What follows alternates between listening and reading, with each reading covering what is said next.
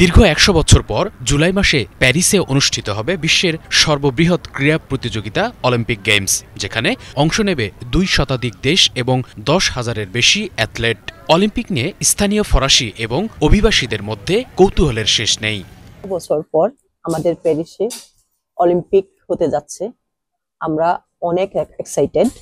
As a Bangladeshi হিসাবে আমরা আসলে এখানে এসে দেখার সৌভাগ্য হয়তো আমাদের হতো না। আমরা প্যারিসে বসবাস করি দীর্ঘদিন থেকে। ওই সুবাদে আমাদের এখন শুধু দিন গণনার পালা, কবে আমাদের অলিম্পিক শুরু হবে। শুনেছি প্রায় ১০০ বছর পর নাকি আবার ফ্রান্সে অলিম্পিক স্টার্ট হতে যাচ্ছে। আমি একজন ফুটবল লাভার। আমি বেশ কয়েকটি আর্জেন্টিনার ম্যাচের টিকিট কিনে রেখেছি। তবে আমার বেশ ভালো লাগতো যদি বাংলাদেশ কোনো একটি ইভেন্টে অংশগ্রহণ করতে পারতো। ফ্রান্সের প্যারিসের ঠিক উত্তরে সেন্ট ডেনিস অঞ্চলে অবস্থিত ফ্রান্সের জাতীয় স্টেডিয়াম স্তাদ দ্য ফ্রান্স এবারের অলিম্পিকের মূল ভেন্যু। এখানেই হবে সমাপনী অনুষ্ঠান। ফুটবল খেলার হোম ভেন্যু দ্য পার্ক দেস প্রিন্সেসে অলিম্পিক গেমসের সব ফুটবল ম্যাচ অনুষ্ঠিত হবে। অলিম্পিক নিয়ে শুধু বলতে চাই যে সকল ফরাসিদের পক্ষ হয়ে আমি বলছি, আমাদের জন্য খুব ভালো একটি মুহূর্ত অপেক্ষা করছে। আমরা অলিম্পিক নিয়ে খুবই এক্সাইটেড। দিন যত ঘনিয়ে আসছে সবাইকে এই আসরে আমন্ত্রণ।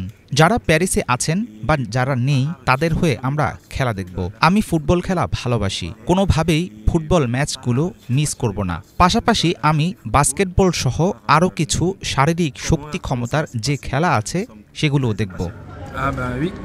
গেমসের ৯৫% ভেন্যুই আগে থেকে প্রস্তুত ছিল। অল্প কিছু ভেন্যু অস্থায়ীভাবে নতুন করে নির্মাণ করা হয়েছে। শুধু অ্যাকোয়াটিক সেন্টারটি নতুনভাবে নির্মাণ করা। ইতিমধ্যে ফ্যাশন শোর মাধ্যমে অলিম্পিক ইউনিফর্ম প্রকাশ করেছে টিম ফ্রান্স। আমি ফ্রান্সে বসবাস করি, পেশায় একজন ফুটবলার। অলিম্পিক গেমসের সময় আমি প্যারিসে থাকব এবং সমস্ত দল কিভাবে অংশ নেয় সেটা দেখব। উদ্বোধনী অনুষ্ঠানের জন্য অধীর আগ্রহে আমি অপেক্ষা করছি। ফুটবল খেলা সহ অন্যান্য ইভেন্টগুলো দেখার ইচ্ছাও আমার আছে। অলিম্পিকের এবারের আসরে ফ্রান্স সহ ইউরোপের বিভিন্ন দেশের ৩৫,০০০-এর বেশি স্পেশাল ফোর্স নিরাপত্তার কাজে নিয়োজিত থাকবে।